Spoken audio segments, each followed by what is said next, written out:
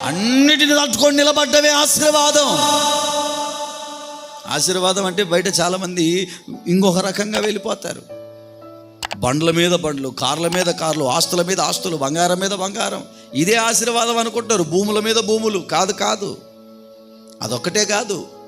ఈ భూమి మీద ఏమి ఉన్నా ఏమి లేకపోయినా మనం ధైర్యంగా, సంతోషంగా, సమాధానంగా నిలబడ్డమే ఆశీర్వాదం.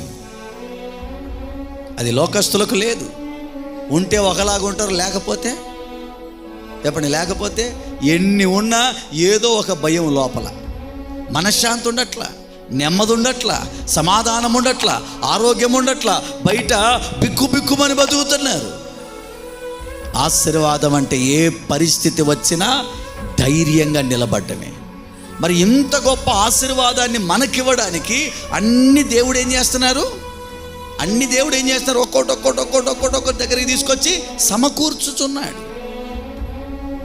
నా పిల్లలు ధైర్యంగా బ్రతకాలి, నా పిల్లలు నెమ్మదిగా బ్రతకాలి, నా పిల్లలు క్షేమంగా బ్రతకాలి అని అన్ని ఒక తల్లి వలె ఆయన ఆలోచించి, తండ్రి వలె బాధ్యత కలిగి, యజమానుని వలె ఆయన మన విషయంలో ఎంత కేర్ తీసుకుంటున్నప్పుడు, దేనికి ఇదంతా చేస్తున్నావంటే నేను మిమ్మల్ని పిలిచాను కనుక, నా సంకల్ప ప్రకారం మిమ్మల్ని పిలిచాను కనుక ఇంత చేస్తున్నా.